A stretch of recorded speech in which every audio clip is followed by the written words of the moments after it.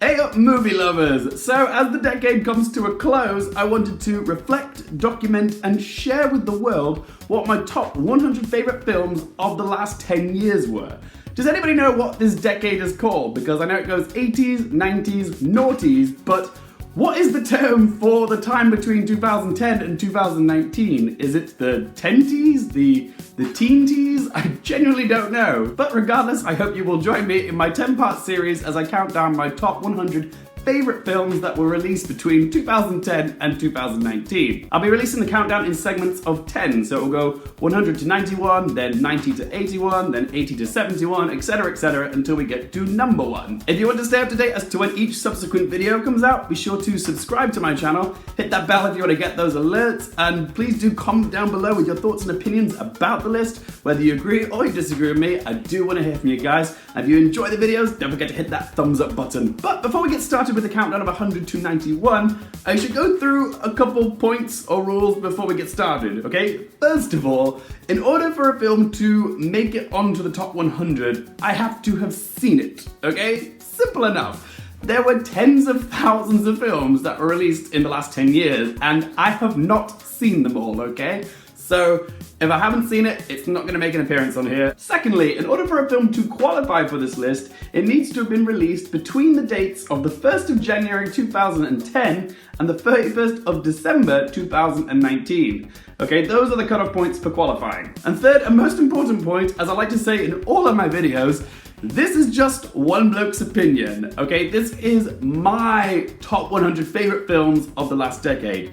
My top 100 is probably going to look very different to yours, okay? So please keep that in mind, that this list is subjective, okay? It's an opinion. There's a good chance that my top 100 will not feature some of the most beloved films that you loved of the last decade.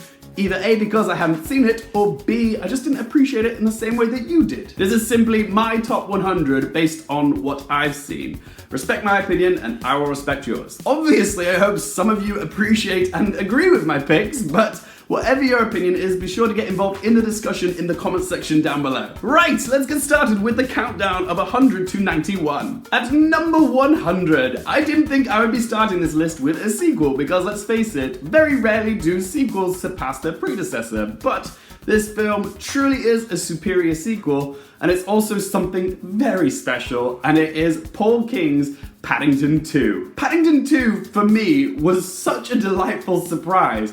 I remember getting a last-minute screening invite to see this film with my friend Richard, and I remember saying to myself, sure, I've got nothing else on tonight, I'll go give it a watch, why not?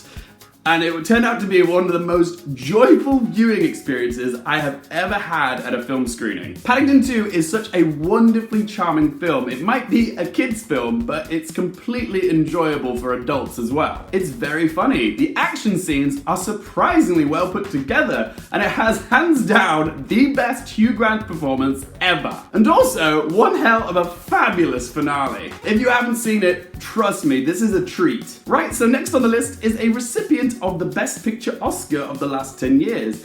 And even though its win for Best Picture was somewhat of a surprise, it doesn't mean it was any less deserved, and that was Ben Affleck's Argo. This movie was the moment where people really started to notice Ben Affleck as a director. He had previous success with his two other directorial films, Gone Baby Gone and The Town, but Argo was the moment which solidified him as one of the best directors of the decade. Argo tells the true-life story of how a CIA agent managed to successfully retrieve 6 Americans from hostile Iran during the 1970s under the guise of an "it's so crazy, it just might work" plan. They posed as a film crew for this god-awful sci-fi B-movie called Argo. This film is so tautly executed. The last third of this film is one of the most exhilarating, heart-pounding, and nail-biting sequences I have seen in the last 10 years. And for a thriller, it has a delightful amount of comedy in it too, mostly given through the amazing performances from Alan Arkin and John Goodman. With a Hollywood saves the day through line and some jabs about the movie industry itself, Argo is a movie for movie lovers. Okay, so next is a divisive one. Some loved it, others hated it, but obviously I'm on Team Love, and it's Nicholas Winding Refn's The Neon Demon. This is one of the very first films that I ever watched the first time that I went to the Cannes Film Festival, and it traumatized me.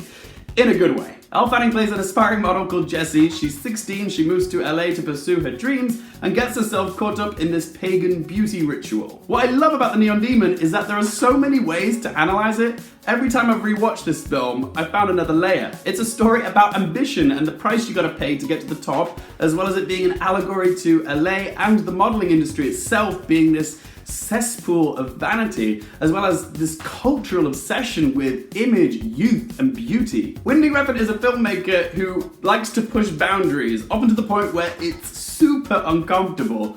No more so than what he does with The Neon Demon. There are some fucked up scenes in this film which other filmmakers wouldn't dare approach. Necrophilia? Whitney Refn's like, sure, no problem. But this film is so stylish. The score by Cliff Martinez is entrancing, the cinematography is mesmerizing, it's got loads of fascinating imagery as well as stellar performances all around. I love a film which challenges me and leaves me thinking for weeks. That's what I got from The Neon Demon, that's why I love it. Right, moving on, the next film is unlike any other film on this list because this film took 12 years to actually shoot. It's Richard Linklater's Boyhood. When you watch Boyhood, it doesn't actually feel like a whole lot is going on whilst you're watching it. It's only after you've seen it that you pause to reflect and the messages about adolescence and growing up really sink in. This film is told from the point of view of a young boy called Mason, who's played by Eli Coltrane, who we watch gradually grow up into a young man. What could have been a gimmick is poignantly handled by Linklater. The script for Boyhood is so authentic, the conversations between the characters feel natural and unscripted, making it feel relatable, and the performances in this movie only enrichen as the passage of time occurs. It's somehow this very personal and intimate film, but with this very sweeping, epic feel because of how much time passes. There's a universality to this film which everybody can appreciate. It didn't take home the Best Picture at the Academy Awards that year like many believed it would, but it's still a magnificent piece of cinema. Right, so next on the list, what could it be? I will give you a clue. Oh yeah, it's Harry Potter and the Deathly Hallows Part 1. Expelliarmus! Yes, I have my own Elder Wand. I am a giant nerd. I was gonna clump both the Deathly Hallows movies together as one entry on this list, but then I realized I really do love the second part a whole lot more. Where Part 2 appears on this list, you'll just have to keep watching to find out. But I will say this about the Deathly Hallows, it's the only young adult final book in a series that was split into 2 films, justifiably so. David Yates did such a phenomenal job of bringing J.K. Rowling's last Harry Potter book to the big screen. I mean, when you break it down, the Deathly Hallows Part 1 is 2.5 hours of watching Harry, Ron, and Hermione locate one Horcrux and destroying it. There's not a whole lot of plot, but the film works so well because, first of all, it establishes the tone and the plot for what the last 2 movies are about, but also it's so much more intimate, this film, because it's really this testing of the friendship of this trio of characters that we've watched for the last 10 years. They've grown up before our eyes. We had such an emotional investment in these characters, and this film really shows the struggle of what they have to go through in order to defeat Voldemort. So yeah, there's some great drama between the 3 leading characters who also have a clear collaborative goal to try and collect all these Horcruxes, so the plot is quite concise. There's some great action scenes in it. It's also shot beautifully all over the United Kingdom. There's this gorgeous animated sequence where Hermione tells the tale of the 3 brothers while these silhouette shadow figures come to life in this most beautiful poetic manner. And the film ends on an emotional gut punch with the death of a character that a lot of people really loved. Not to sound cheesy, but this film really is magical. Okay, so moving on, the next film on this list is a film like Requiem for a Dream or Schindler's List, I found so emotionally scarring that I don't know if I'll ever bring myself to watch it twice, and it is Steve McQueen's 12 Years a Slave.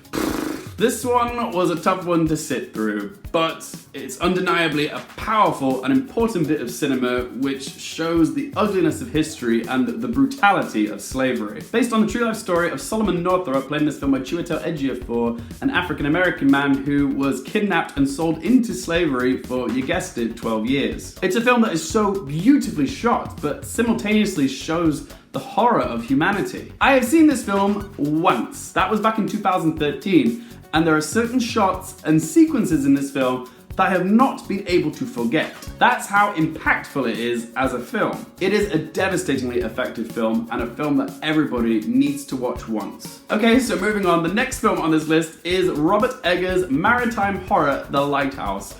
My God, this film was an experience, but I loved it. This film is weird, experimental, emphasis on the word mental there. It's got two incredible performances from Robert Pattinson and Willem Dafoe as the lighthouse keepers. This film is an exercise in discomfort. Eggers creates this unsettling atmosphere which evolves as the film progresses and we go deeper and deeper down that rabbit hole.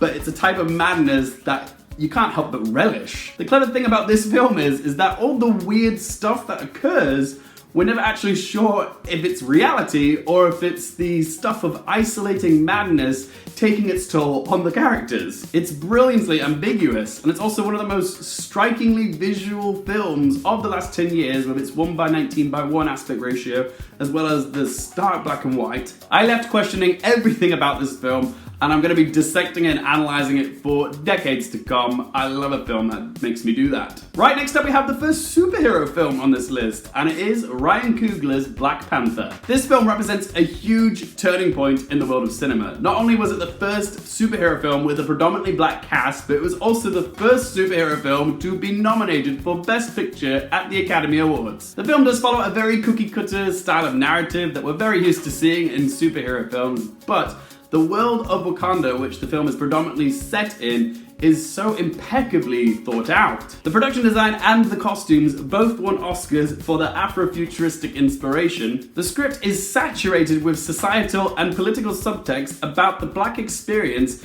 punctuated particularly by its villain, Eric Killmonger, who's played magnificently by Michael B. Jordan, one of the best villains of any superhero film ever. Ryan Coogler proved that superhero films can simultaneously be popcorn escapism as well as socially relevant with Black Panther.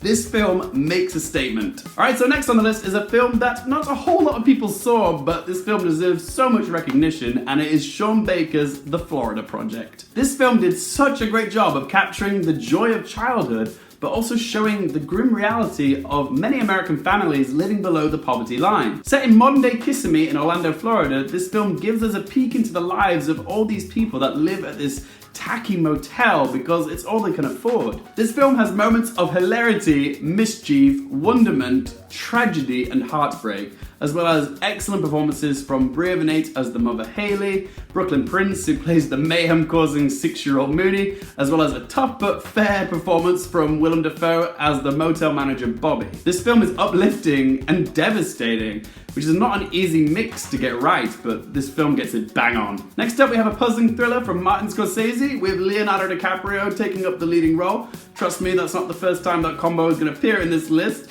A little bit of foreshadowing for you there. But coming in at 91 is Shutter Island. Leonardo DiCaprio plays a US Marshal who's sent to this mental asylum on this secluded island, which is called Shutter Island, and he's investigating the disappearance of one of their patients. But as he begins to unspool the truth about this place, not everything appears as it seems. This film is Scorsese having B-movie fun. The atmosphere of this film is fantastic. It's creepy and sinister. There's a lot of fun to be had watching Leo in this type of role. Some great supporting performances from Mark Ruffalo and Ben Kingsley. And it builds to a very well executed twist, which upon repeat viewings only enriches the experience of watching it once you know the twist. There we go, guys. That was 100 to 91. If you guys enjoyed the video, hit that thumbs up button. And of course, don't forget to click subscribe and the bell if you don't want to miss the next video. I'll see you guys in the next one.